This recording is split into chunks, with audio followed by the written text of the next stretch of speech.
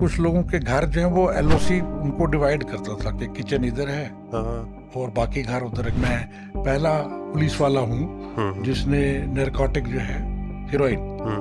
वो सीज की थी। ईदगाह चलो भी एक बहुत बड़ा प्रोटेस्ट हुआ था। लाइक काफ़ी सारे लोग कश्मीर के मुख्तलिफ हिस्सों से आके जमा हो गए थे। वो अलो कैसे किया गया? हीरोइन बनने के लिए जो माल जो जाता था वो कुछ यहाँ से जाता था। सबसे ज़्यादा टफ ऑपरेशन कौन सा रहता है? डेड लेटर बॉक्स हम्म। मेथड होता है कि एक जगह पे चीज़ रख दी, एक खास वक्त पे एक आदमी आया उसने वहाँ पे छोड़ दी, यहाँ से जो आदमी जाएगा वो उसको वहाँ से उठा के ले आता था। डिफरेंट पोजीशंस पे रहे हैं, DYSP, देन SSP, देन आपने क्राइम एज IG क्राइम भी रहे हैं, फिर आपने प्रोसिक्यूशन डिपार्टमेंट को भी हेड किया, then you headed Jammu Kashmir public service commission also. कि आपके पास एक बीट बुक होती थी, उस बीट बुक में जो है वो focus was surveillance. But this case was highly politicised, rallies निकलती थी और some politicians had to resign. ज़माने में उन्होंने कहा कि तमाम मस्जिदें बंद करके सड़कों पे नमाज पढ़ो। मैं बात की उनसे, मैंने कहा जी आपने ऐसा ऐसा कहा है, मेरे ख्याल में ये दुरुस्त नहीं है। कभी कोई इन्वेस्टिगेशन ऑफिसर जब किसी केस की इन्वेस्टिगेशन करता है, क्या वो पैडिंग करता है केस में ताकि अपने केस को ज़्यादा स्ट्रांग बनाए? इस वाले में जो है इनहेरेंट अंदर एक हम्म। ईगो होती है कि यार मैं तो पुलिस वाला हूँ और क्या आओ बंद कर दो। कभी कभी ये है कि आपने जो विटनेस कोट किया होता है वो हॉस्टाइल हो जाता है, ओके। उस वजह से भी जो है वो कन्विक्शन रेट जो है कम हो जाता है। इतना कॉन्फिडेंस था कि जी। डील कर सकते हैं। डील किया भी। हाँ। तो सरकार क्यों गिरी फिर? मैं आपको मिसाल दे देता हूँ, हम्म। यहाँ पे एक होटल है स्टैंडर्ड होटल, हम्म। उसमें इनकाउंटर हुआ, हमारे उसमें तकरीबन 7-8 लोग मारे गए।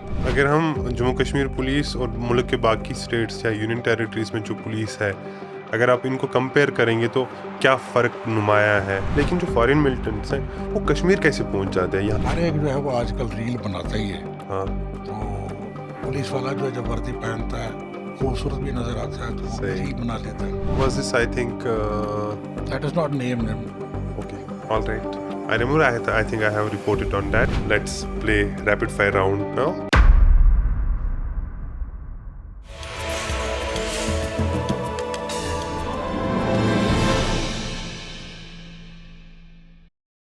सर कैसी जा रही है पोस्ट रिटायरमेंट लाइफ आपकी? पोस्ट रिटायरमेंट लाइफ बस अपने ग्रैंड चिल्ड्रन के साथ खेलते हैं और कुछ थोड़ी बहुत पढ़ाई कर लेते हैं, बस यही है, और कभी कभार कुछ लिख लेते हैं।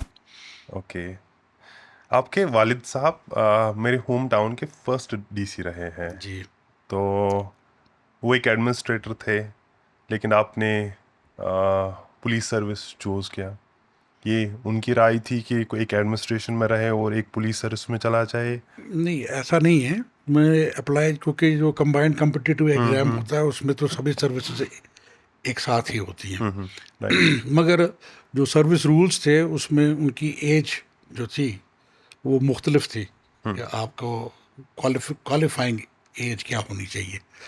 तो I happen to be youngest in my batch, और अगर केएस में जाता तो मैं एज के हिसाब से क्वालिफाई नहीं करता, तो मुझे पुलिस की सर्विस मिली।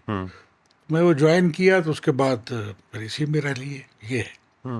आपकी पहली पोस्टिंग पुंछ में हुई थी 1984 में, DYSP। नहीं 87-88 में। ओके। तो पहली पोस्टिंग पुंछ थी आपकी? उससे पहले मैं होम गार्ड सिविल डिफेंस की एक बटालियन थी उसमें था। हाँ। उसके बाद वहाँ पे मेरी पोस्टिंग भी थी। तो इन्फिल्ट्रेशन का क्या सीन तब रहता था? कितना? इन्फिल्ट्रेशन मेरे ख्याल में उसी ज़माने में कुछ थोड़ी थोड़ी जो है वो शुरू। हाँ एग्जैक्टली, क्योंकि शुरुआत हुई थी मिलिटेंसी की। तो न सिर्फ इन्फिल्ट्रेशन बल्कि नारकोटिक स्मगलिंग भी उसी ज़माने में शुरू हुई। ओके। शायद मेरे ख्याल में मैं पहला पुलिस वाला हूँ जिसने नारकोटिक जो है हीरोइन वो सीज की थी। तो हमको पूरी तरह से उसका इल्म भी नहीं था कि एग्जैक्टली क्या चीज़ है। वो कोई मेंढर का इलाका पड़ता है, बॉर्डर एरिया, उसमें से जो है वो एक शख्स वो लेके आ रहा था कोरियर ही। तो हमको वो एक कॉटन का कपड़ा जो है वो बंधा हुआ सब्ज़ रंग का, उसके ऊपर लिखा हुआ था उर्दू में आज़ाद कंपनी 777। ओके। तो जब देखा उसके अंदर पाउडर, तो ये कम्प्लीटली पूरा वाइट नहीं होता, जैसे सीमेंट का रंग होता है ना, कुछ मुख्तलिफ किस्म के सीमेंट के कलर हैं, उस किस्म का था। तो जब हमने इसको टेस्ट वगैरह के लिए भेजा तो पता चला कि ये डायसिटिल मार्फिन है, यानी ओके। जिसको हीरोइन कहते हैं। हाँ हाँ। तो पहला केस वो पकड़ा था, तो उस तरह से वो हीरोइन भी आती थी और उस तरह से इन्फिल्ट्रेशन भी थी। हम्म। और मेंढर के एरिया जो है वो ज़रा ज़्यादा नोटोरियस था। हम्म।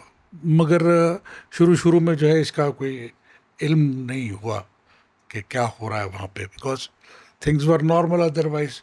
और पुंछ के इलाके में ऐसा सच कोई गड़बड़ उस वक्त थी नहीं। वो लोग जितने भी आते थे वो अल्टीमेटली या तो वैली में लैंड करते थे या हम्म। अर्स्ट वाइल डिस्ट्रिक्ट डोडा में चले जाते थे। मगर यह है कि धीरे धीरे करके जो है वो इन्फिल्ट्रेशन हाँ हाँ। वहाँ होनी शुरू हुई। फिर कुछ वक्त के बाद जो है वो कुछ इंसिडेंट्स जो है वो पुंछ में भी होना शुरू हो गए थे। और इस तरह से फिर होते होते जो है वो पूरा एरिया जो है वो इसकी लपेट में आ गया। आ गया। तो ये ड्रॉपिंग जो ड्रग्स की होती थी वो कैसे होती थी आज, क्योंकि अभी आप देख रहे हो देखिए कि ड्रोन्स का इस्तेमाल किया जाता उस है। ज़माने में फेंसिंग थी नहीं।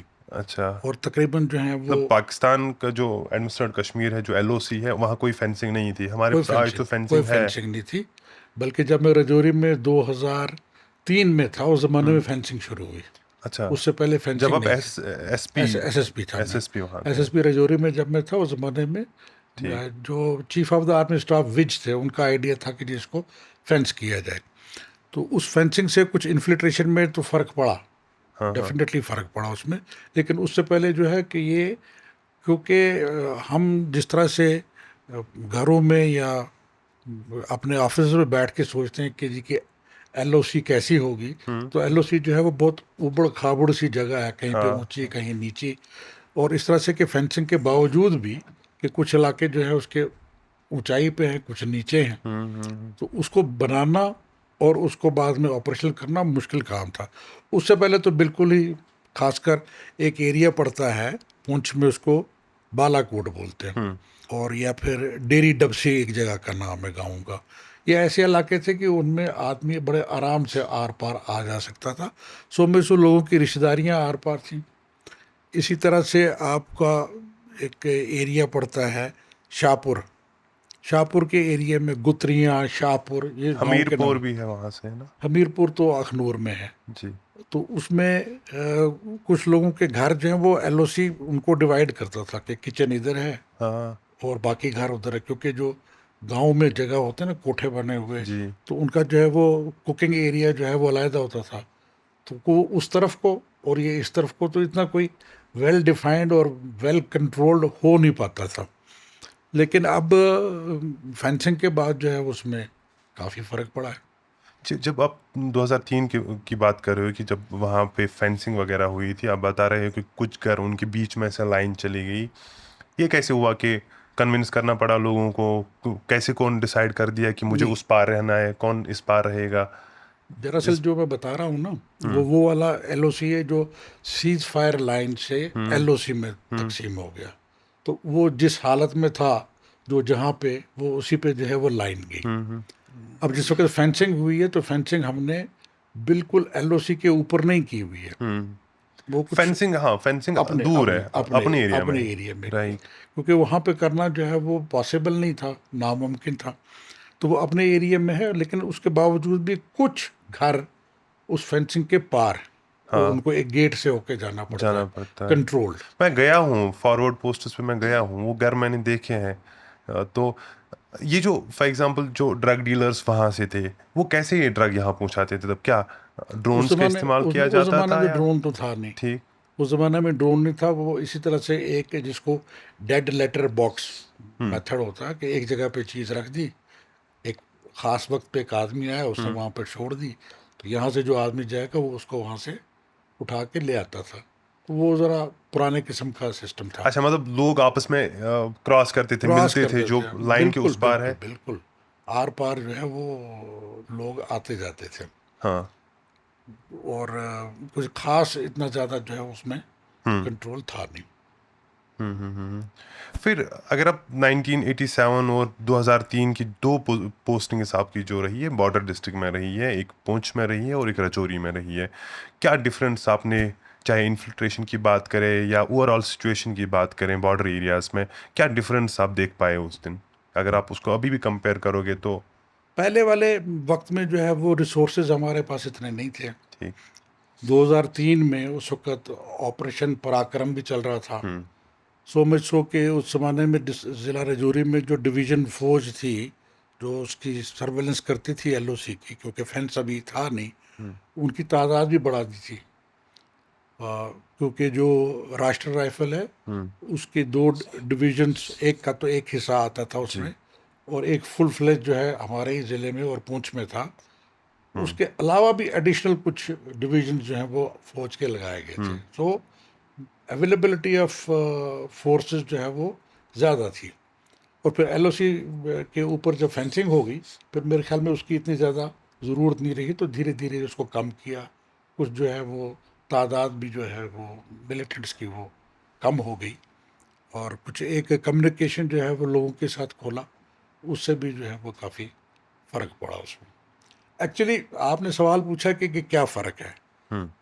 मैं पिछले दिनों कोई मैंने एक लिखा भी, और लोगों से मैं बात भी करता हूँ कि हेराक्लाइटस है, सोक्रेटिस से पहले के एक फिलोसोफर, उनका एक कोट है, वो कहते जी कि you can not step into the same river twice. Okay. पानी जो है वो जो बह गया आगे, वो बह गया, नया पानी आ गया। Right. Same true about policing also, about Jio politics also.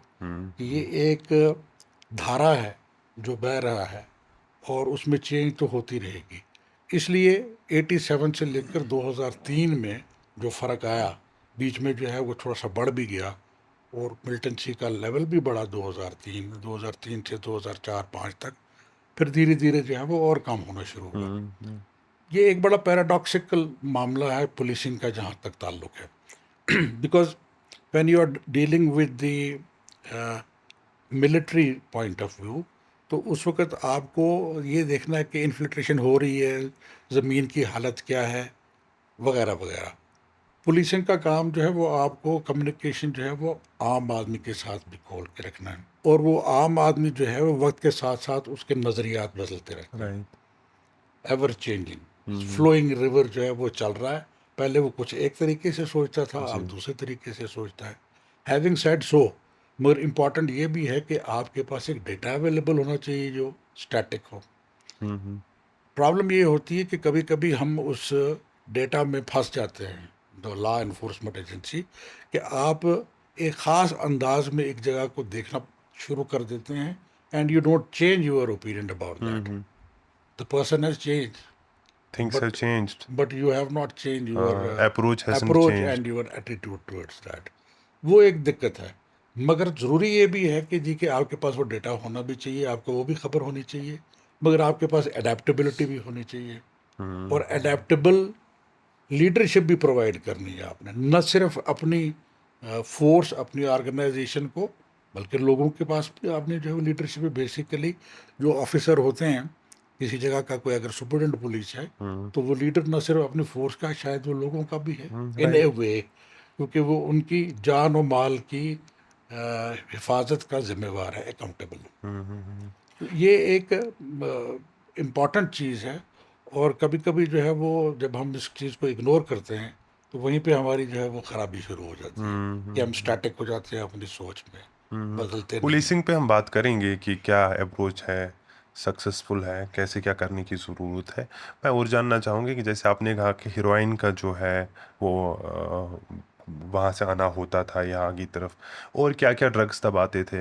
नहीं, उस ज़माने में सिर्फ वही था, सिर्फ हीरोइन ही आई हीरोइन है। आता था। मेरे वक्त में कोई 2 मरतबा जो है हमने पकड़ी हीरोइन वो। अच्छा। ज़्यादा तादाद भी नहीं थी, 1-1 किलो के करीब थी दोनों, ठीक। मगर ये है कि कम से कम ये अंदाज़ा हो गया कि इस रूट से हीरोइन आ रही है। कुछ चीज़ें की जो है वो समझ भी नहीं आती थी हमें, क्योंकि अगर आप वहाँ से हीरोइन आ रही है तो यहाँ से कुछ केन में कोई एक लिक्विड जाता था। ओके। अब मुझे एग्जैक्टली पता नहीं कि उसको क्या कहते हैं। They are the precursors for making heroin, जो एलओसी के पार या वहाँ पे अफगानिस्तान में अवेलेबल नहीं है। वो कुछ उसका नाम है केमिकल का, जो सिर्फ इंडिया में और चाइना में अवेलेबल है। सो हीरोइन बनने के लिए जो माल जो जाता था, वो कुछ यहाँ से जाता था, अच्छा प्रिकर्सर्स। अच्छा क्योंकि डायसेटिल मॉर्फिन जो है, उसको डायसेटिल मॉर्फिन बनाने के लिए हाँ ये ज़रूरी है कि आप उस केमिकल का इस्तेमाल करें।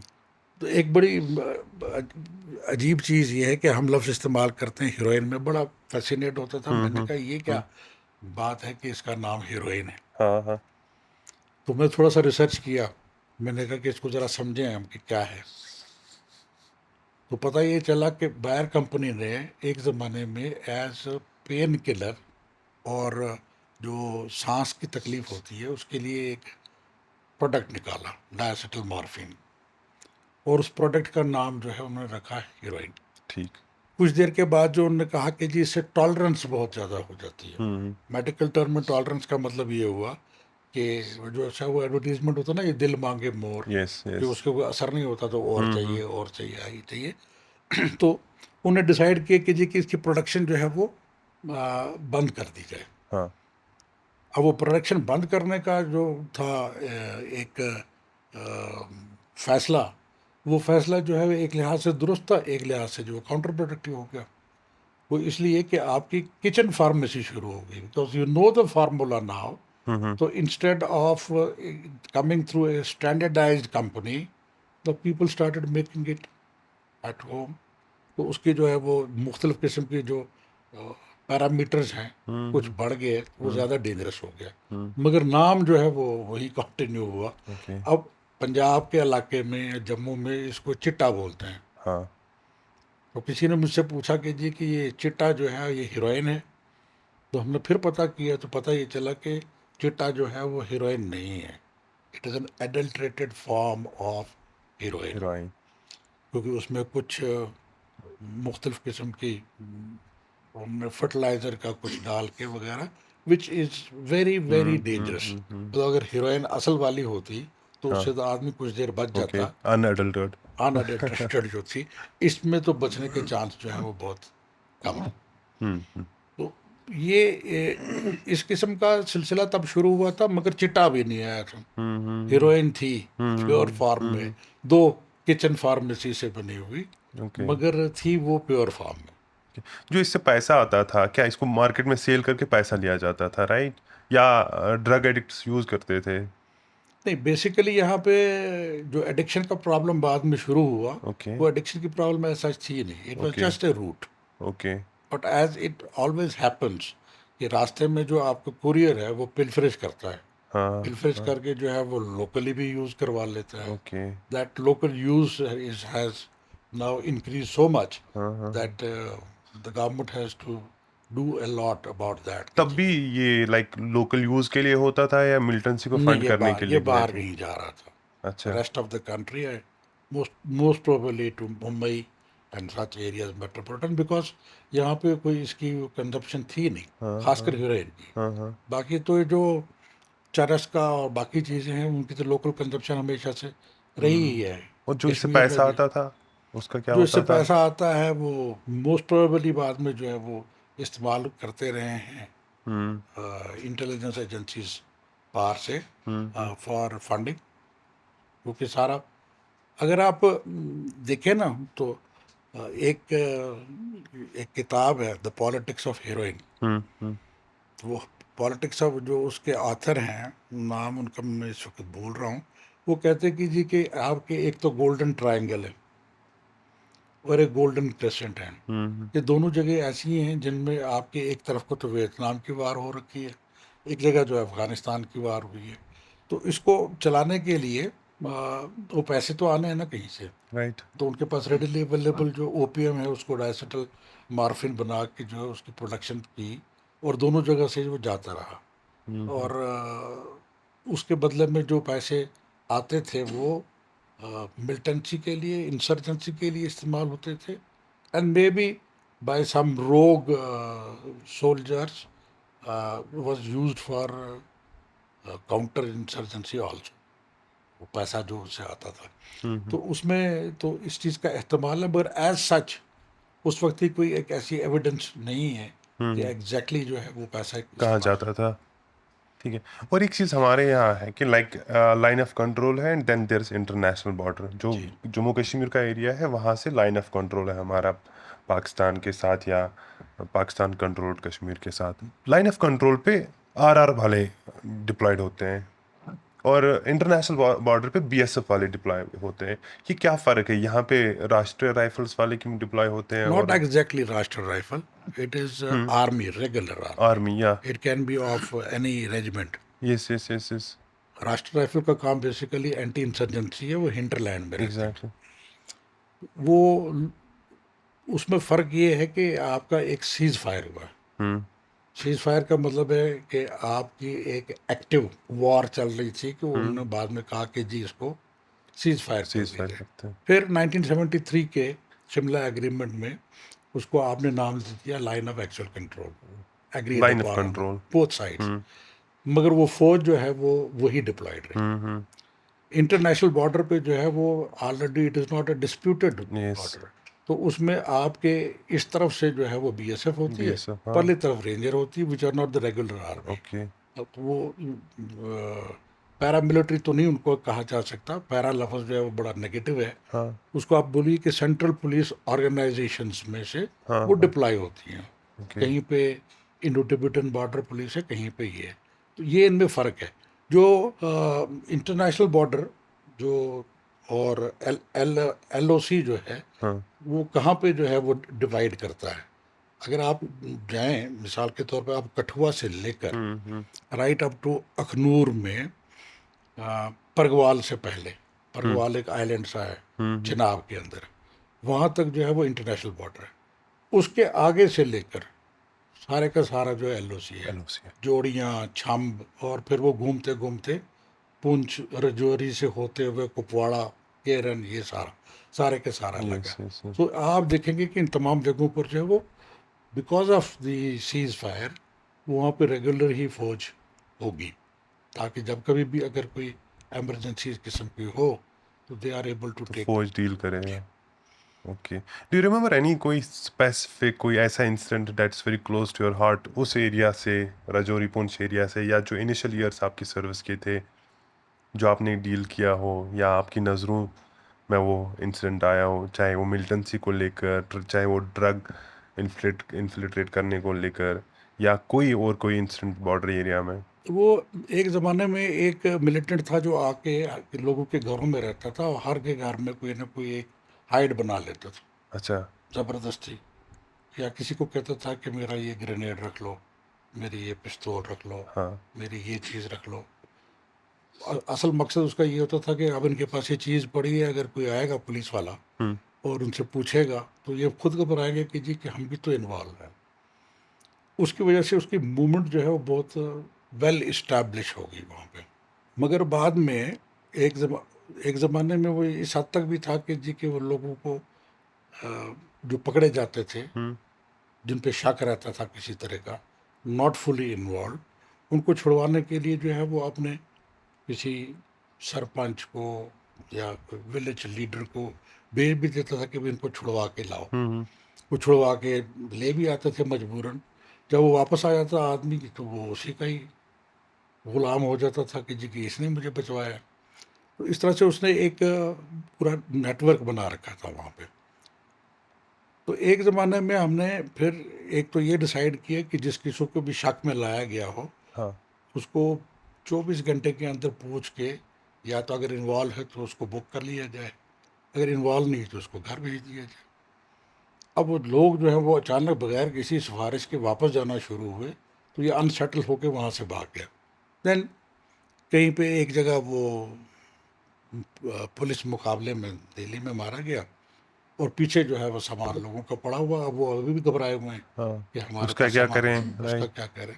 मैंने आम कहा कि भाई जिस जिसके पास है आप वो ला के जमा करा दो, तो हम नहीं प्रोसीड कर रहे हैं आपके खिलाफ। अच्छा। उन सब ने जो है वो सारा वेपन जमा करवाया।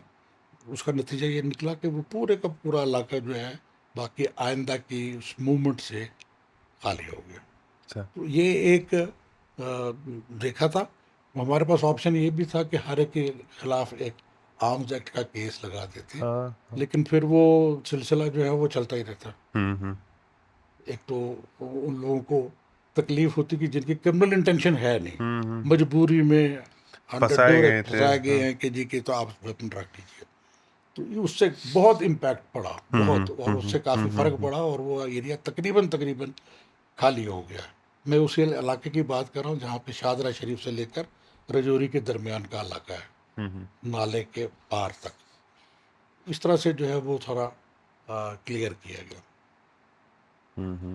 आपका 34 ईयर्स आपने पुलिस डिपार्टमेंट में दिए हैं, डिफरेंट पोजीशंस पे रहे हैं, DYSP, देन SSP, देन आपने क्राइम एज IG क्राइम भी रहे हैं, फिर आपने प्रोसिक्यूशन डिपार्टमेंट को भी हेड किया, then you headed Jammu Kashmir public service commission also. But इस करियर में कई सारी इंपॉर्टेंट चीज़ें रही हैं, लाइक अमरनाथ लैंड रो भी एक इशू रहा था, कठुआ केस भी एक इशू रहा था। तो आपने टेक ओवर किया था कठुआ केस को। So how are you able to like deliver justice in that case? क्या चैलेंज रहे, क्या कठिनाइयाँ रही, कैसे डील किया, उस बारे में थोड़ा सा बात कीजिए, जो शायद अभी भी हमारे पास लाइक मीडिया में जो चीज़ें नहीं आई हैं, क्योंकि कई सारी चीज़ें ऐसी देखिए होती हैं जो शायद मीडिया में लाने की ज़रूरत नहीं होती हैं जब केस की प्रोसीडिंग चलती है। मे बी अभी वक्त मौजून है कि देखिए आज उस पर हम चीज़ों बात कर को जो है सकते हैं। वो सिंप्लीफाई करके अगर बतलाया जाए हम्म। तो सीधी सी बात यह है कि जी कि आपको एविडेंस बेस्ड इन्वेस्टिगेशन करनी होती है, हम्म। इररिस्पेक्टिव ऑफ द फैक्ट कि किसका क्या पॉलिटिकल स्टैंड है, पॉलिटिकल व्यू है, ओपिनियन क्या है। हम्म। जो हकीकत है वो हकीकत है। तो इस पर्टिकुलर केस में क्योंकि आपके पास फॉरेंसिक एविडेंस थी हम्म।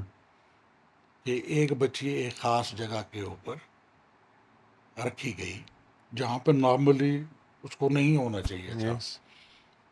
तो उसके जो बाल थे, उनके जो DNA जो करवाया वो मेल खा गया। तो वो लोग जो हैं जिनके पोजीशन में वो जगह थी, हाँ। वो एक्सप्लेन नहीं कर पाए कि जी कि यहाँ पर ये कैसे ये आया। कैसे आ गए? काफ़ी सारे बाल मिले वहाँ पे, थोड़े से ब्राउनिश से बाल थे उसके। हाँ हाँ। तो जो मेरी इंस्ट्रक्शन थी, क्योंकि उसकी एक सिट थी, इंस्ट्रक्शन ये थी कि जी कि इसमें आप बिल्कुल भी एक लफ्ज़ भी अपनी हम्म। तरफ से नहीं डालेंगे। हम्म। हम्म। हम्म। अगर कोई चीज़ किसी एक्यूज के फेवर में जाती है हम्म। तो जाने दें। बल्कि एक केस में तो उसने एलएबी ले ली है कि जी मैं एग्ज़ाम दे रहा था वहाँ पर। सो लेट इट बी, ज़्यादा से ज़्यादा अपील कर सकते हैं। शायद हमारे कहीं लिखने में गलती रह गई होगी, जिस डेट पे हम उसको दिखाना चाहते थे वो उसमें लिखने में जो है वो गलती हो गई। मगर एक बात पक्की है कि वो मैं बिल्कुल हल्फन कह सकता हूँ कि हमने उसमें से कोई भी, जिसको टेक्निकली लोग बोलते हैं पैडिंग, एक लफ्ज़ भी नहीं किया। लाइक अदरवाइज पैडिंग होती है केसेस में जब चार्जशीट्स बनते हैं, ताकि लोग एलिज करते हैं, तो मैंने तो कभी होते हुए देखी नहीं, नहीं, ना कभी हमने कोई कभी। इन्वेस्टिगेशन ऑफिसर जब किसी केस की इन्वेस्टिगेशन करता है, क्या वो पैडिंग करता है केस में ताकि देखिए अपने केस को ज़्यादा स्ट्रांग बनाए? मे बी वो सारी चीज़ें पैडिंग हुई नहीं, भी मैं नहीं हो। आपको इसको इसको ऐसे समझाता हूँ कि confession in front of a police officer is not admissible. Admissible in court. ठीक है। यस। तो आप अगर जितना मर्जी पूछ लें उससे, हाँ। But the best witness about a case is the hmm. Accused himself. Hmm. एक तो विक्टिम है, वो तो मर गया, उससे तो आप पूछ नहीं सकते। हम्म। वो तो आप फॉरेंसिक के जरिए से जो कुछ आपको मिलेगा मिलेगा। हम्म। तो जो बताने वाला है वो कौन है? हम्म। वो एक्यूज्ड है। मगर अब जब वो बताता भी है, जिसको टेक्निकली इस्तफसार मुलजम कहते हैं, वो एडमिसिबल है नहीं। ठीक। मगर आप इस्तफसार फिर करते क्यों हैं? आप अपने सवाल को जो है वो उस पर ध्यान दीजिएगा कि आप पूछा लफ्ज़ की पैडिंग क्या है। हाँ।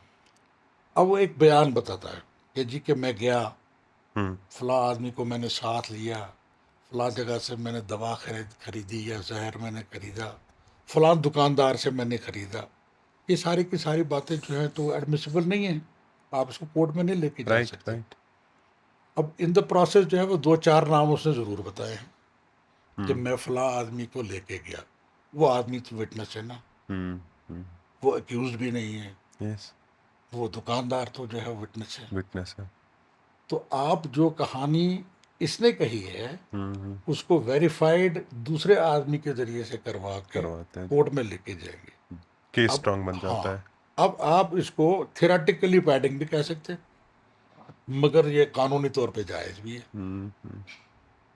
जी, इस तरह से है, क्योंकि जो कानून ये बने हैं उस ज़माने में, जब कॉलोनियल एरा था, तो उन्होंने कहा कि जी कि पुलिस वाला पता नहीं कुछ ज़्यादा जुल्म ही कर देगा, तो इसलिए कन्फेशन इसके सामने जो है उसको एडमिसिबल ना रखा ना जाए। रखा जाए। अभी पिछले दिनों जो है वो अमेंडमेंट भी की गई हुई हैं कानून में, मगर ये प्रोविज़न जो है वो अभी तक कंटिन्यूड है कि कन्फेशन जो है वो एडमिसिबल नहीं। नहीं है। तो उस सूरत में आपको वही कहानी जो अक्यूज़ ने बताई है आपको किसी और के ज़रिए से बतानी है, हाँ, सब्सटेंशिएट करना। सब्सटेंशिएट करना है। राइट। गलत नहीं है, मगर पर this case was highly politicised, rallies निकलती थी। So was there any political pressure from any side कि इस चीज़ को ऐसे ट्वीक करो, बिल्कुल डू भी नहीं, दिस और दैट और बिल्कुल भी नहीं। वो थोड़ा बहुत लोकली लोगों ने कुछ शोर हाँ, शराबा हाँ, किया था, मगर फिर उस सूरत में जो है सुप्रीम कोर्ट ने ये ट्रायल शिफ्ट कर दिया था पठानकोट में, पठानकोट, हाँ, और पठानकोट में डेली बेसिस के ऊपर प्रोसिक्यूशन विटनेसेस पेश किए यस, गए, और उसमें कन्विक्शन भी अक्सर लोगों हाँ, की। हाँ। कुछ लोग जो है नहीं, कोर्ट के, आपका एप्रीहेंशन था क्या अगर वो जम्मू में होता तो खतरा था कि ट्रायल सही से नहीं चल हमें पाता? तो कोई खतरा नहीं था, हम्म। क्योंकि जो लोग थे, जब ये रिपोर्ट हुआ, but it was prayed in supreme court कि इसको शिफ्ट किया जाए तो safer not place. Prayed, they asked for it. उन्होंने कहा ओके। जी कि बताइए नज़दीक तरीन कौन सी जगह है। हाँ, कुछ ह्यूमन राइट एक्टिविस्ट थे, उन्होंने जाके कहा कि जी के चालान पेश करने के लिए गए थे, तो वहाँ पे उनको थोड़ा सा रोका गया, हाँ। तो उन्होंने कहा कि लेट शिफ्ट दिस। तो उन दोनों चीफ जस्टिस हुआ करते थे मिश्रा, हम्म। और साथ में उनके बेंच में थे धनंजय चंद्रचूड़, जो बाद में चीफ जस्टिस हुए। जी, जी। उन्होंने कहा कि बताइए नियरेस्ट डिस्ट्रिक्ट सेशन जज कौन है इस ज़िले के जो स्टेट से बाहर हो, तो वो पठानकोट था, उन्होंने शिफ्ट किया वहाँ पे, पठानकोट। और फिर ये मुलजिम सारे भी जो है वहाँ पे शिफ्ट किया। फिर उन्होंने कोई अपील वगैरह भी की हुई है। पिछले दिनों जो है वो सस्पेंशन ऑफ सेंटेंस के लिए एक एक्यूज ने कहा, हम्म। तो मगर वो डिसमिस हो गई है उनकी एप्लीकेशन।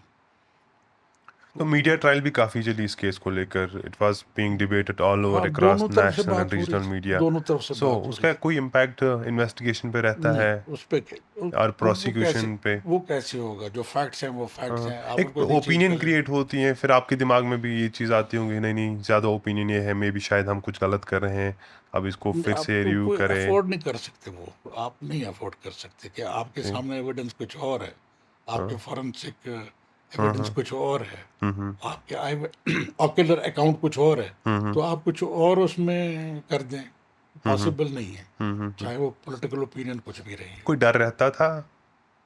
नहीं, अगर डर रहता तो फिर करते ही नहीं हम। अच्छा। डर उसी दिन ख़त्म किया जिस दिन पुलिस महकमे में आ गई। ओके। तो जब आपने 2006 में एसएसपी श्रीनगर ज्वाइन किया, तो अमरनाथ लैंड रो वाला केस चला, फिर 2008 में प्रोटेस्ट हुए, सरकार गिराई गई, गुलाम नबी आज़ाद तब चीफ मिनिस्टर थे। If you go back and और पूरी उस सिचुएशन को आप देखेंगे कि how tough was it to deal with that situation, क्योंकि आई थिंक वो आपके करियर की, मुझे लगता है कि पहली, जब आप टॉप पोजीशन पे थे, एक पहली ऐसी अपराइजिंग थी, एक बड़ा चैलेंज था सामने, और that was mostly based in Srinagar, क्योंकि सारी चीज़ें जो है यहीं से ज़्यादा ऑपरेट होती थी, प्रोटेस्ट भी यहीं होते थे। इस सवाल का जवाब देने से पहले मैं थोड़ा सा इसका थियरी थोड़ी सी एक्सप्लेन कर दूं। हम्म। लॉ एंड ऑर्डर जो है वो कायम कैसे रहता है? एक ज़माने में, हम्म। समझ लीजिए आपके इस इलाके में मैसूमा में अगर पॉपुलेशन लाख के करीब रही हो, जी। 50-60 हज़ार, तो थानेदार जो हैं थाने में जो है वो 30-32 लोग हुआ करते थे, मगर उसके बावजूद भी अमन अमान कायम होता था। यस। वो इसलिए कि ये प्रज्यूम्ड है कि ज़्यादातर जो है वो कानून को मानने वाले हम्म। और इस किस्म का जो है वो वायलेंस करने वाले नहीं हैं। हाँ, अब पुलिस का महकमा ही इसीलिए बना हुआ कि ये कानून तोड़ने वाले अगर हों तो उनको डील करने के लिए एक महकमा होना चाहिए जो पुलिस है। पर ये प्रिज्यूम किया जाता है कि वो बहुत कम तादाद में लोग होते हैं जो कानून तोड़ते हैं, हम्म। मगर अगर उनकी तादाद जो है वो एकदम बढ़ जाए तो आपको फोर्स लेवल भी उसी हिसाब से बढ़ानी पड़ेगी टू बढ़ानी डील विद पड़ेगी। That. Not an ideal situation, हाँ, हाँ। But in emergency you have to do that. उस पर्टिकुलर केस में for whatever reason media में क्या आया क्या नहीं आया, आपकी अचानक तादाद जो है एजिटेटर्स की बढ़ गई जो कानून तोड़ने के ऊपर आमादा थे। कानून तोड़ने का मतलब ये होता है कि सड़क पे आ गए, अगर आप ट्रैफिक भी रोक देते हैं तो आपने तकरीबन कानून जो है उसको डिसरप्ट करने की कोशिश की है। तो उस सिचुएशन में जब इतने ज़्यादा टेम्पर्स हाई हों तो आपका कम्युनिकेशन उनके साथ खोलना थोड़ा डिफ़िकल्ट होता है, मगर इम्पॉसिबल नहीं है जब बस बात की जाए, कम्युनिकेट किया जाए। दो तरीके हैं एक किसी इलाके को काबू करने के। एक तरीका ये है कि जी कि आपकी कम्युनिकेशन हो लोगों के साथ। दूसरा तरीका ये है कि आप जो वहाँ की कम्युनिकेशन है आपस की उसको डिसरप्ट करें। What is the better option? Better option is कि आप उनके साथ कम्युनिकेट करें। इसके लिए एक घिसा पिटा लफ्ज़ है कम्युनिटी पुलिसिंग के, कम्युनिटी के साथ बात करते रहा करें। अब वो लफ्ज़ जो है वो इतना ज़्यादा इस्तेमाल हुआ है कि लोग कहते हैं कि भाई क्या होता है कम्युनिटी पुलिसिंग। होते थाना दिवस बाकी इनिशिएटिव्स पुलिस लेती पर असल मकसद आई सिर्फ है। ये है कि जी कि आपको अपने इलाके के बारे में पता होना चाहिए। दो तरीके हैं। कॉलोनियल एरा में ये है कि आपके पास एक बीट बुक होती थी। उस बीट बुक में जो है वो फोकस वॉज सर्वेलेंस। सर्वेलेंस का मतलब है कि जी कि इधर आदमी कौन सा खराब है, कौन गड़बड़ कर सकता है, कौन हार्बर हो सकता है, कौन क्या हो सकता है। Database kind of.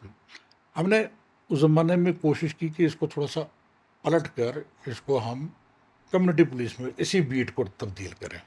ओके।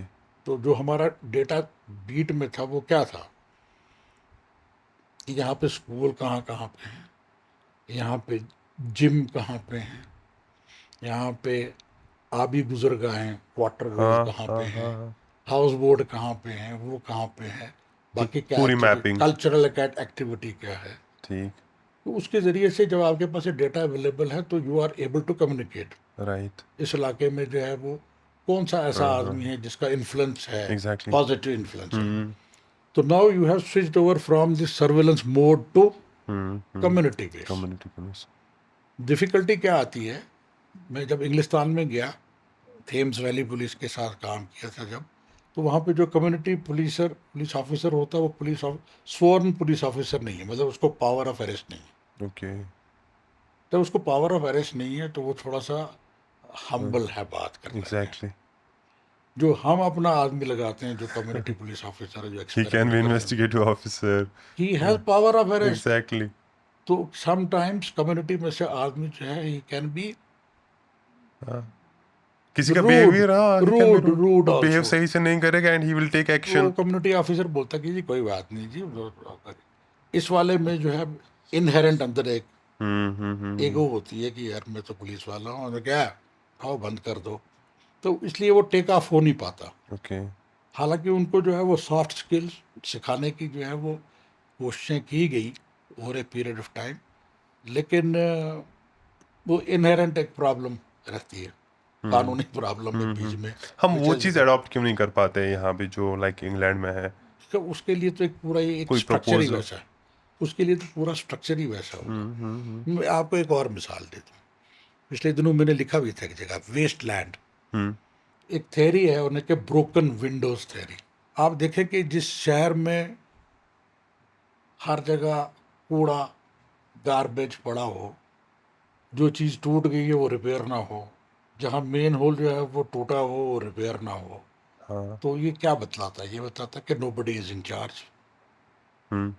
अगर कोई इंचार्ज नहीं है तो इसका मतलब है साइकोलॉजिकली ये पूरी की पूरी सोसाइटी और कम्युनिटी पे भी फर्क डालेगा।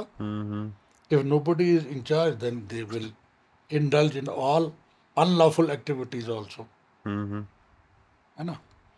तो अगर आपने किसी जगह का स्टैंडर्ड देखना है कि भाई यहाँ पे यहाँ की अमन और कानून की सूरत हाल क्या है, तो आप ये देखें कि जी कि वहाँ की सिविक हालत क्या है। मैंने ऑब्जर्व किया जम्मू में भी और यहाँ पे भी कि आपको हर जगह गार्बेज मिलेगा, राइट। और वो गार्बेज जो है वो उठ के कहाँ जाता है, कहाँ पे उस पर डिस्पोजल होगा, उसका कोई कोई कुछ है ही नहीं। विद दैट सिचुएशन उसके बाद आप सिर्फ पुलिस को अकाउंटेबल रखें कि भैया लॉ एंड ऑर्डर ठीक रहना चाहिए, दिक्कत नहीं होनी चाहिए, ये थोड़ा सा मुश्किल है. Right, You right. have to be in an overall environment. Same is true about community policing also. आपको community policing के लिए एक structure बनाना पड़ेगा. It has to be a multi dimensional उसमें आपको रखना पड़ेगा कि वो उसमें जो कम्युनिटी पुलिस ऑफिसर होगा उसको जो है वो क्लिनिकल साइकोलॉजिस्ट किस्म का हो, हम्म या सोशल वर्क में जो आजकल डिग्रीज होती हैं, पीजी भी होता है उसमें, उस किस्म की हो उसमें. तो उसके बाद जो है वो काम करे, कानून अपना जो जो है निफाज साइकोलॉजी करे, समझ पाए जो लोगों की. साइकोलॉजी समझ पाए और जो है प्रोवोक ना हो जाए एकदम हम्म. किसी भी, क्योंकि पब्लिक इज पब्लिक, को किसी वक्त भी राइट, आपके साथ राइट, रूड राइट, हो सकते हैं. हमने कई मरतबा देखा ये रूड होते हुए. राइट. तो वो उसको पूरे स्ट्रक्चर को चेंज करने की जरूरत. ज़रूरत है. तो हम 2008 वाली प्रोटेस्ट की बात कर रहे थे, अपराइजिंग की बात कर रहे थे. So you were chief of Srinagar police then. सबसे, क्योंकि हुर्रियत का एक बड़ा अहम रोल तब रहता था, काफ़ी सारे हुर्रियत लीडर्स थे. तो अगर मैं आपसे पूछूं कि सबसे ज़्यादा टफ डील करना उनमें से किसके साथ रहता था? जी, जो कोई भी एडमेंट हो और इसके पीछे लोग चलना शुरू कर देते हैं उनके हाँ, साथ डील हाँ. करना टफ है ही. तो ट्रिगर कैसे हुआ? लाइक इतने सारे लोग बाहर आए, कैसे कन्विंस किया गया लोगों को, या जो मैसेज हुर्रियत ने यहाँ चलाया कि क्या नहीं, प्रॉब्लम है, टू वो एम्पलीफाई कैसे हो टू गई? Tell you the truth, control ऐसे किया कि कुछ देर के लिए तो सबको बंद रखा, हम्म कर्फ्यू लाइक सिचुएशन, हम्म सो नो बडी मीट्स नो बडी. तो थोड़ी सी जो राहत पहुंचानी थी वो सबको घर घर पहुंचा दी, उससे कम्युनिकेशन भी खुल गया. हम्म तो फिर धीरे धीरे करके जो है वो सिचुएशन जो है नॉर्मल होगी. और उसके अलावा स्टेट के लेवल के ऊपर भी कोई बातचीत हुई कि ऐसा नहीं करेंगे, ऐसा करेंगे, मुख्तलिफ ग्रुप्स बैठे. हम्म तो धीरे धीरे करके जो है वो सिचुएशन इम्प्रूव होनी शुरू हो गई. हम्म और फिर इलेक्शंस भी हुए थे बीच में, और इलेक्शन में एक जमात आ गई. पहले वाली सरकार जो थी उसका इन्फ्लुएंस या जो उसकी वो उससे बाज पुरुष होती थी वो शिफ्ट हो गया. नई सरकार आ गई, नए एंथुसियाज्म के साथ जो है लोग उसकी तरफ आ गए. This is how it was आपने कंट्रोल. हुर्रियत के टॉप लीडर्स के साथ भी खुद डील किया होगा, तो बिहेवियर के हिसाब से, या कोई बात आपको रखनी होती थी, क्योंकि पुलिस की एक रिस्पॉन्सिबिलिटी रहती है कि कभी आपको लीडर्स को भी समझाना होता है, चाहे वो हुर्रियत को छोड़ के कोई भी गुट हो, कोई इशू लेके वो आ रहे हैं, प्रोटेस्ट कर रहे हैं, तो आपको समझाना पड़ता है कि ये मत कीजिए, ऐसे कीजिए. जब आप पर्सनली इन हुर्रियत लीडर्स के साथ डील करते थे तो किसके साथ कैसा डील करना रहता था? कोई रिजिड रहता था, नहीं मैं नहीं मानने के लिए तैयार हूँ, या कोई बात समझने के लिए तैयार नहीं होता था? देखिए, अगर आप रीजनेबल बात करें तो वो तो सुन लेते थे.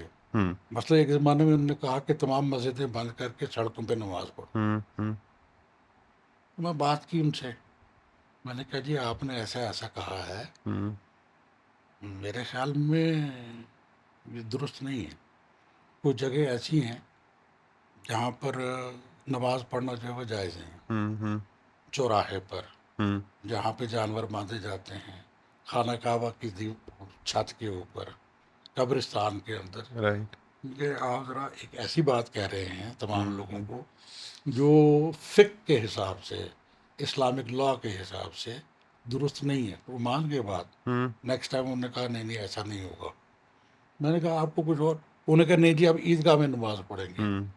मैंने कहा ईदगाह में नमाज भी अगर पढ़नी है तो इसका जो है हुक्म कोई एक आलम या मुफ्ती देगा या कोई अमीर देगा, कंसेंसस जिसके ऊपर हो. तो उसके बाद उनने वो कंसेंसस हासिल करने की कोशिश की. वो कंसेंसस बना नहीं उनसे, क्योंकि हर एक आदमी जो है वो अपनी लीडरशिप बनाने के चक्कर में था. ये ऐसे था मामला. बात सुन लेते थे मगर थोड़ा सा एक उनका भी एक्चुअली होता ये कि हर एक अपनी अपनी इमेज का प्रिजनर होता है. हाँ. उनको उसको स्टैंड उसके ऊपर रखना पड़ता है. हम्म तो उस दिन ईदगाह चलो भी एक बहुत बड़ा प्रोटेस्ट हुआ था. लाइक काफ़ी सारे लोग कश्मीर के मुख्तलिफ हिस्सों से आके जमा हो गए थे. वो अलो कैसे किया गया? क्यों सरकार को लगा कि अलो करना चाहिए? हालांकि तब तक तो पहले पॉसिबिलिटी ही नहीं लगती थी कि इस तरह की इस बड़ी भीड़ को जमा होने दिया जाएगा. तो ईदगाह क्या में तो उसके बाद सरकार कुछ की नहीं तरफ हुआ. से कुछ ऐसा था कि हाँ उसमें तो करने कुछ नहीं, दो? उसमें तो कुछ नहीं हुआ फिर ईदगाह में। हाँ, हुआ कुछ नहीं, तो काफ़ी सारे लोग जमा हो अब वो पाए, लोगों के अगर गलत गाड़ियों में पैदल मुख्तलिफ पहले इलाकों उनको से लोग आए, लेकिन एप्रीहेंशन तो था भी, कहीं हो भी सकता था, या देयर वाज़ सम कोशिश ये कमिटमेंट थी, कि नहीं कोशिश करना है? सरकार की ये थी कि जी इनको वेंट कर लेने दो, उसके अच्छा, बाद ये थोड़ा सा तो नर्म पड़ जाएंगे। तो सरकार ने कहा था कि अलो करो, आने दो? That is a decision to be taken by the police leadership, okay. जो भी थी वो हमने जो है तो उसमें। एप्रीहेंशन नहीं था कि ये भीड़ जो है भड़क भी सकती है, कुछ बड़ा कुछ भी हो सकता था? इनफैक्ट मुझे याद है शायद आई थिंक फायर सर्विस पर भी तब कुछ आगजनी का वाकया पेश आया था। वो चाहे छोटी भीड़ हो या बड़ी भीड़ हो तो किसी वक्त भी अप्रीहेंशन इस चीज़ का हो सकता है ना। अलबत्ता ये है कि आपका कॉन्फिडेंस होगा तो आप अलाउ करेंगे ना इतनी हाँ, बड़ी भीड़ तो को। इतना कॉन्फिडेंस था कि जी, डील कर सकते हैं। डील किया भी है। हाँ, तो सरकार क्यों गिरी फिर? वो that is for the political नहीं, पीपल नहीं, टू आप लोगों ने आंसर। कहा कि हम कहीं कुछ नहीं कर सकते, आपकी मदद नहीं कर सकते नहीं हैं, ऐसा या कुछ भी नहीं। सरकार ने that is conscious decision? Something, vote of no confidence हो गया तो चलेगी उसमें, not the domain of the police, that is for the political parties to answer. आपने भी काफ़ी सारे इनकाउंटर्स को सुपरवाइज किया होगा। इनकाउंटर्स का दो चीज़ें रहती हैं, एक तो हैबिटेशंस में जो इनकाउंटर्स रहते हैं, और दूसरा जो फॉरेस्ट एरियाज में ऑपरेशंस रहते हैं। सबसे ज़्यादा टफ ऑपरेशन कौन सा रहता है? अर्बन एरिया, अर्बन एरिया में क्या चैलेंज रहते हैं उसमें? आपका बहुत बिल्टअप एरिया होता है, लोगों की हम्म पॉपुलेशन आसपास रहती हम्म है, हम्म उसमें जो है वो कैजुअलिटी होने का बहुत ज़्यादा खतरा रहता है। हम्म और बल्कि अपने लोगों की भी कैजुअलिटी होने का ज़्यादा खतरा रहता है, अच्छा। इसलिए क्योंकि आप इनडिस्क्रिमिनेटली जो है वो फायर नहीं खोल सकते। हम्म मैं आपको मिसाल दे देता हूँ एक, हम्म यहाँ पे एक होटल है, स्टैंडर्ड होटल, हम्म उसमें इनकाउंटर हुआ, हमारे उसमें तकरीबन 7-8 लोग मारे गए, जस्ट बिकॉज दैट वो लोग जो है वो उस होटल के अंदर चले गए, हाँ तो वो फायर कर रहे हैं हाँ हाँ इनडिस्क्रिमिनेटली। और अगर आप करते हैं तो ये मायसूमा के बिल्कुल मुंह के सामने है, तो पूरा बिल्ट एरिया है, पूरी पॉपुलेशन है अंदर, तो उसमें सिविलियन मारे जाएंगे, सिविलियन तो नहीं मारे गए, अलबत्ता अपने लोगों की जो है कैजुअलिटी पुलिस ने ले ली सिक्योरिटी उसमें। फोर्स, हाँ। Yes. कोई ऐसा इनकाउंटर आपको याद है कि जो बड़ा चैलेंजिंग रहा हो, या? मेरे ख्याल में वही था जिसमें इतने लोग हमारे मारे गए। अच्छा अच्छा, हाँ कोई बिल्कुल। कोई ऐसा मिलिटेंट जो आपको सबसे शातिर लगा, या? जिसका मैंने जिक्र किया ना, हाँ, जोरी जो वाला। आपने अर्ली हाँ, टेन्योर में किया, लेकिन मैं कश्मीर की बात कर रहा हूँ, यहाँ पे कोई ऐसा हाफिज मिलिटेंट? राशिद जो है वो सबसे ज़्यादा तेज आदमी था, कि he would involve the whole community, direct किस्म की कोऑपरेशन से नहीं, very indirect way of doing things, okay. कि वेपन रख दिया, हाइड बना दी, वो कर दिया। हाँ हाँ।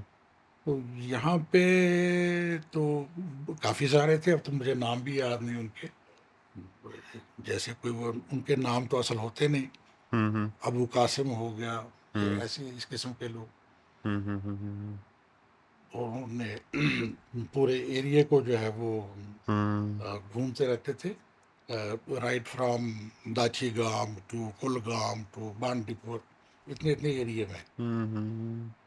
ये फॉरेन मिलिटेंट्स जो है, ये तो जो इंडिजिनस अगर कोई यहाँ का मिलिटेंसी ज्वाइन करता है वो तो समझ आता है, लेकिन जो फॉरेन मिलिटेंट्स हैं वो कश्मीर कैसे पहुँच जाते हैं, यहाँ के टाउन सिटीज़ में कैसे पहुँच जाते हैं? LOC and okay. Some are sympathisers. There any अब तो स्पेसिफिक खैर, रूट्स? अब तो आपके पास जीपीएस वगैरह है, तो उसके ज़रिए से वो हम्म पहुंच जाता है, हम्म। और उसके बाद अच्छी तरह से उसकी ओरिएंटेशन हो रखी होती है, तो लोगों के साथ, पॉपुलेशन के साथ मिल जाता है वो। अब तो बहुत कम है तादाद उनकी। क्या पहले भी ये जैसे आज कोई उनके पास मैप, ऑफलाइन मैप्स वगैरह होते हैं? इनफैक्ट लास्ट टाइम पुलिस ने, जीपीएस तो थे ना हाँ, पहले से। पुलिस ने वो कोई चाइनीज़ ऐप भी उनसे रिकवर की है। जीपीएस तो थे पहले भी। पहले जीपीएस का पहले यूज़ ज़माने कर। में पहले गाइड आया करता था, बॉर्डर का कोई आदमी आता था, हम्म। वो लेके आता था। अब तो उसकी ज़रूरत नहीं है, हम्म। इंडिपेंडेंट जीपीएस लो, लोकेशन डालो, चलते रहो ऐसे। मिलिटेंसी का शिफ्ट कैसे हुआ? पीर पंजाल एरिया में अब मिलिटेंसी थोड़ा ज़्यादा देखने को मिल रही है, कश्मीर में that comparatively pattern has been कम है। ऑलवेज देयर, कभी इधर ज़्यादा हो जाएगी, कभी उधर हो जाएगी। हाँ।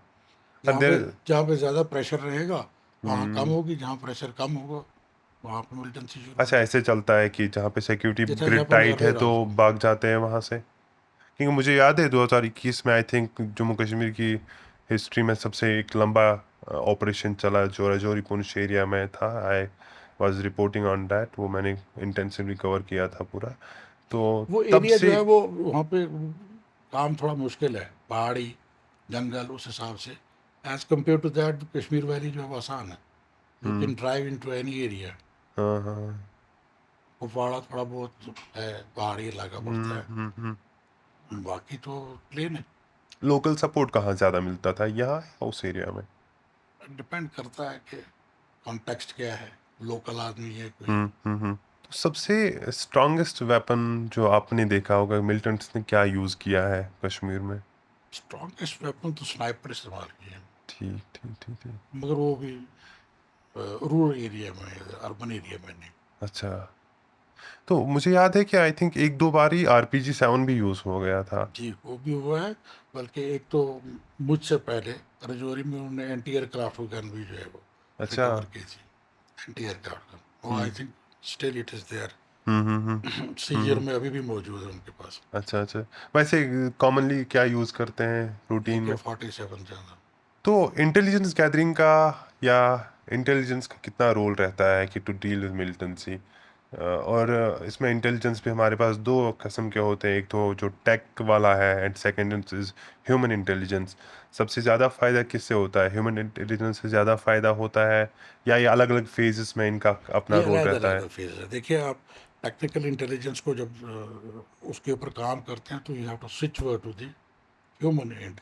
हम्म ये नहीं है, मिसाल के तौर पे अभी मैं इधर आ रहा था हम्म गूगल मैप के ऊपर, हम्म। तो वो इस गली के बजाय मैं दूसरी तरफ के चला गया, वो ओके। बैक साइड थी इस जगह की। अच्छा। उन्होंने कहा जी कि your destination is on the left. Okay. It was not, because it was the back side of it. हाँ।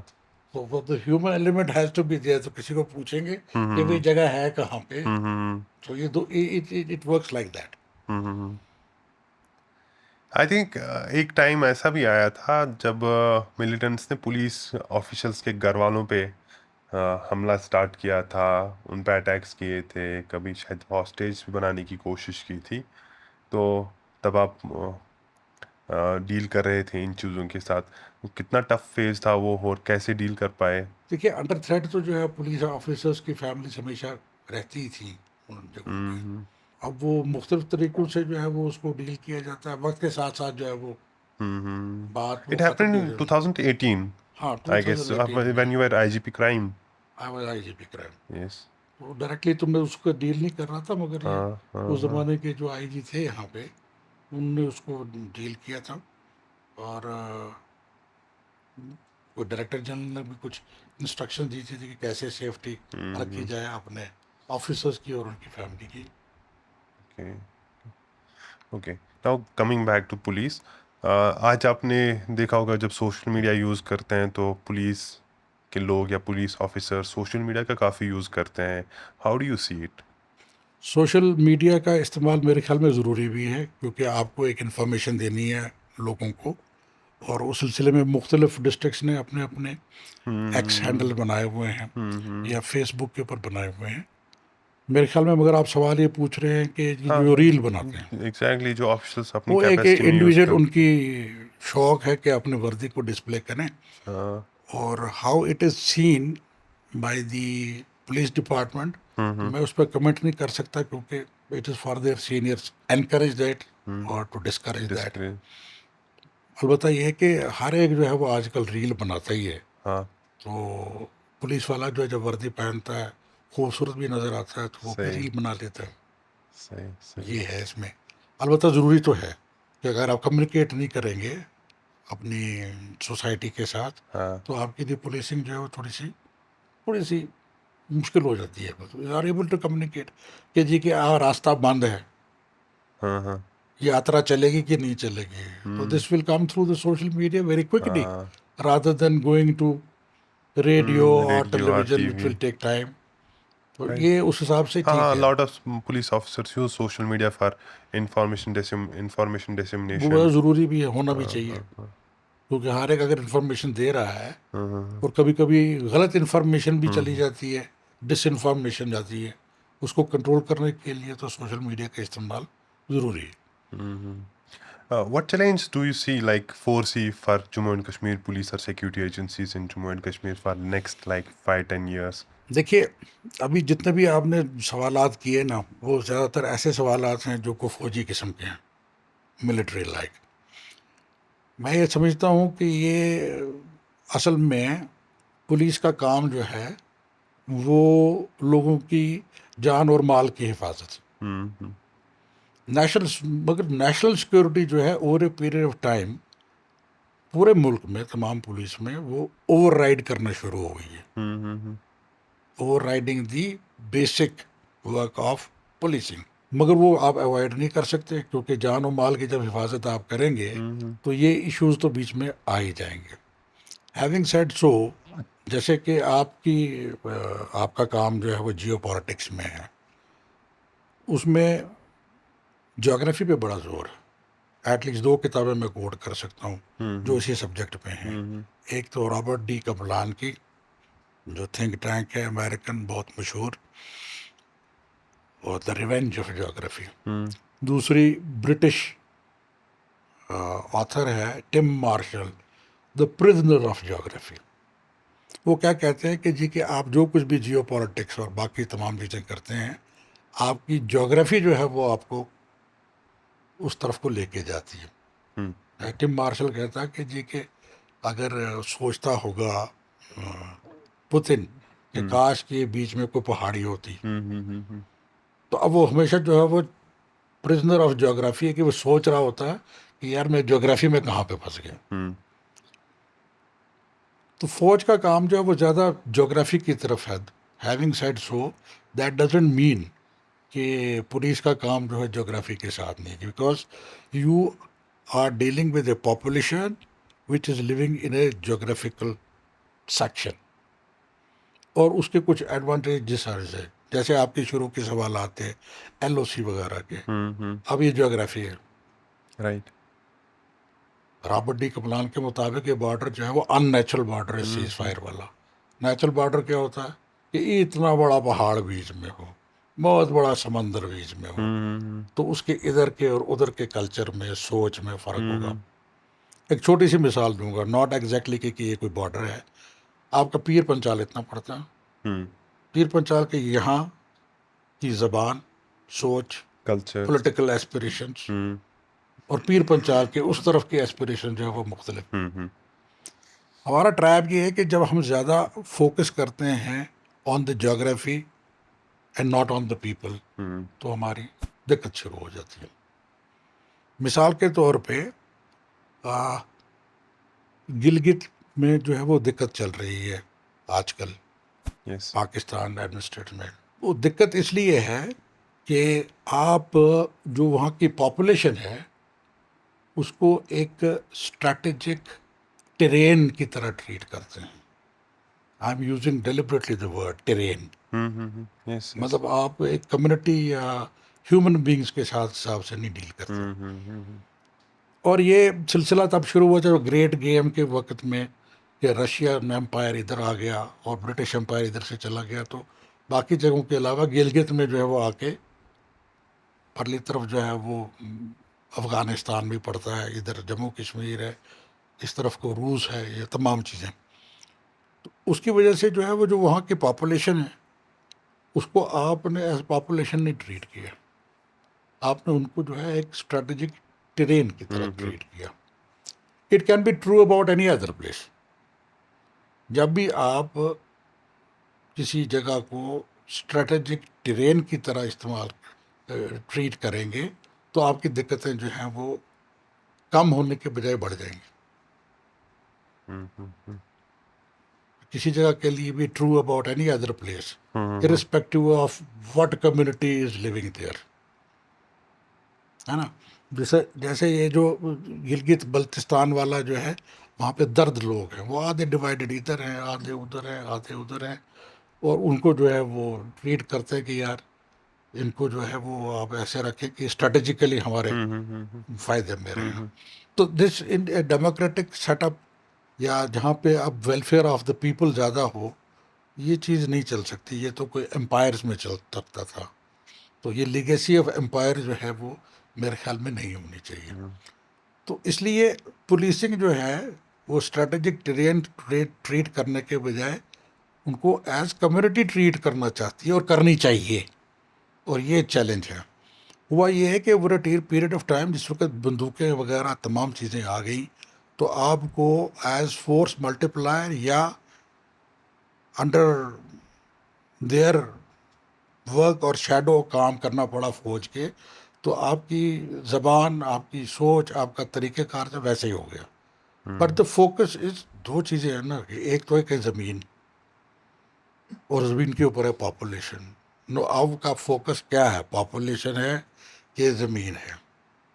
सो मुझ सो के हमारे तो जो सॉन्ग है उसमें भी आ गया पुलिस वालों के अपनी ज़मीन के रखवाले। हम ज़मीन के रखवाले छोड़े हैं, हम लोगों के रखवाले हैं, ज़मीन के रखवाले नहीं।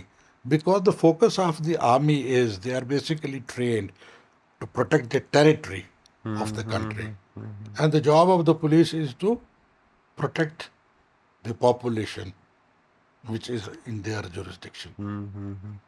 इसका मतलब ये नहीं है कि जी कि ये टेरिटरी को नहीं देखेगा या वो पॉपुलेशन को नहीं देखेंगे, but the question is of the focus, where is the focus.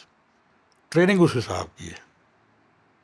अगर आपने कवर किया होगा कि फौज में वो हमेशा जब भी आप जाएंगे वो ऑप्स रूम में आपको बताएंगे आप यहाँ बैठे हुए हैं, this is the map, here is the rich, mother rich वगैरह I have वगैरह। been to I have done defense correspondent course from Ministry of Defense, Government तो of आपने India. सुना होगा, तो So वो तो I बात got है। an opportunity to visit all the forward posts with तो आप like हमेशा all our देखेंगे three forces. They will talk about the terrain, Yes. I have been to physical all the terrain. forward posts, Indian Army, फिर अगर आप Air उसको Force के extend साथ. करके उस फिजिकल टेरेन में लोगों को भी ले आएंगे तो वो थोड़ी सी दिक्कत है।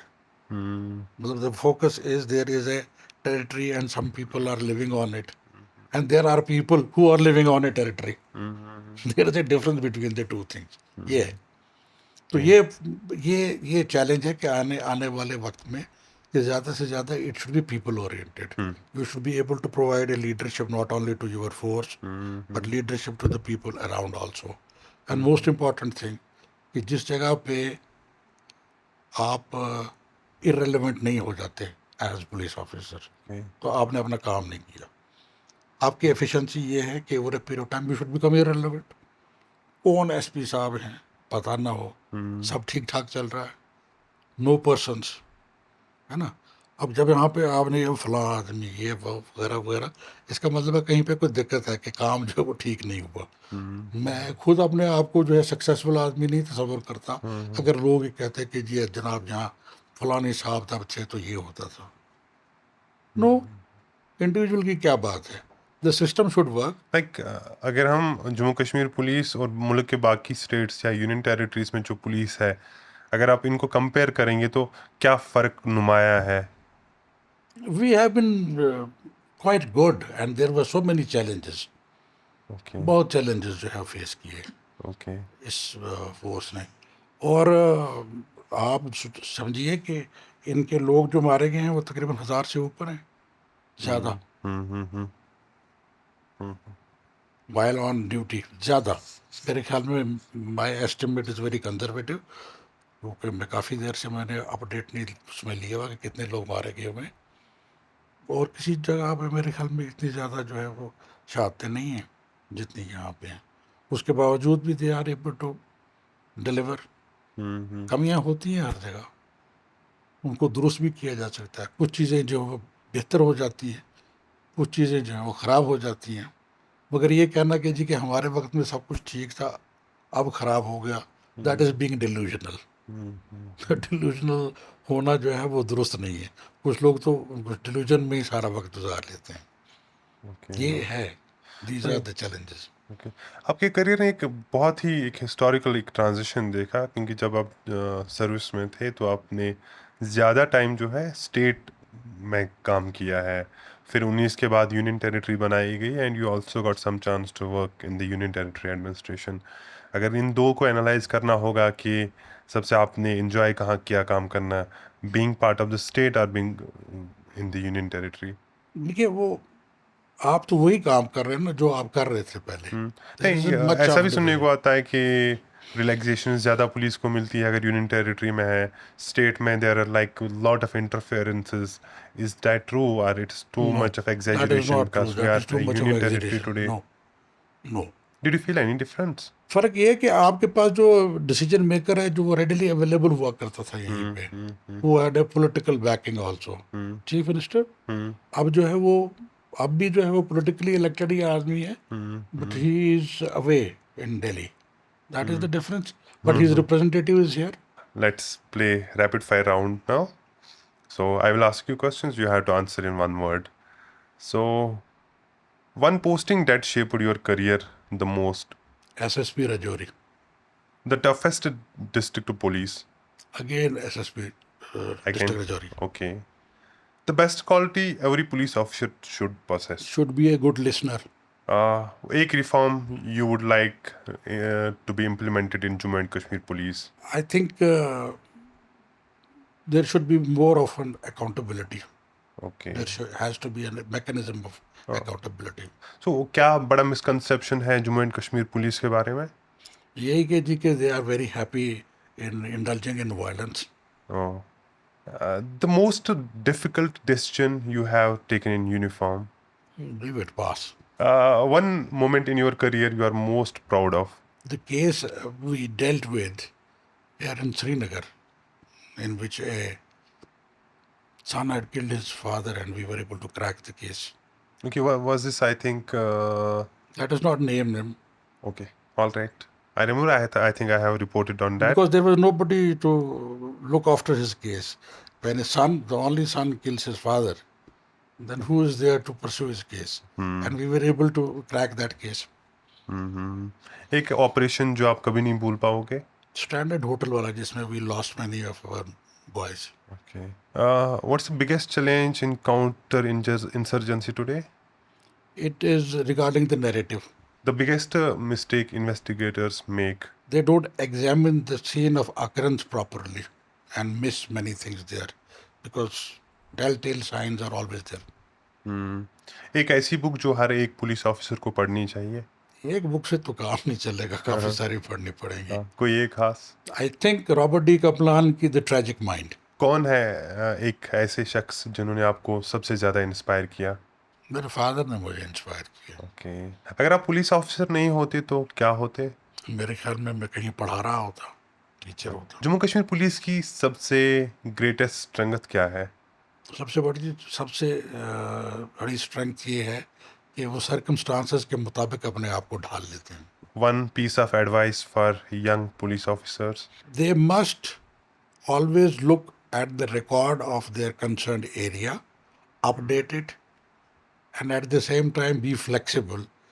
क्योंकि मैंने पिछली मरतबा एक आर्टिकल लिखा था, उसमें ये था जिसका जिक्र मैंने शुरू में भी किया कि एक बच्चा जो कल तक पत्थर फेंक रहा था शायद आज वो नहीं फेंक रहा है, तो you should not get stuck with his one image. You have to be dynamic. So दो चीज़ें हैं कि आपका रिकॉर्ड भी हो आपके पास और आपको उस रिकॉर्ड में फंस भी नहीं जाना है. यू हैव टू सी के as it is at present. Okay. कोई एक मैसेज जो एस्पायरिंग पुलिस ऑफिसर्स हैं? ये एक अच्छा काम है, बड़ा नोबल प्रोफेशन है, मगर ये है कि इसके लिए आपको अपनी फैमिली लाइफ को जो है वो थोड़ा सेक्रीफाइस करना पड़ता है. Okay. Most of the time when your family needs you, you are not there. Okay. Any message for the youth of Kashmir, Jammu and Kashmir? Message मेरे ख्याल में लोगों ने इतने ज़्यादा दिए हैं कि अब मज़ीद मैसेज देने की ज़रूरत है नहीं. हाँ, सबसे इम्पोर्टेंट बात ये है कि ये डिप्रेशन में जो है वो जाने से के बाद ड्रग्स वगैरह का इस्तेमाल जो है वो ना करें. ये न सिर्फ उनके लिए नुकसानदेह है, उनकी फैमिली के लिए, बल्कि पूरी सोसाइटी के लिए. Thank you so much for talking to us, giving us insights into the police department, investigations, counterinsurgency, border policing, community policing, and a lot of things. Thank you so much for talking to us. Thank you very much. We wish to get one more chance to speak to you. कभी फिर बाकी चीज़ कई सारी चीज़ों पे बात नहीं कर पाए तो we will try to connect you with you someday again ताकि हम फिर से बाकी इश्यूज़ को लेकर भी बात करेंगे. Thank you so much.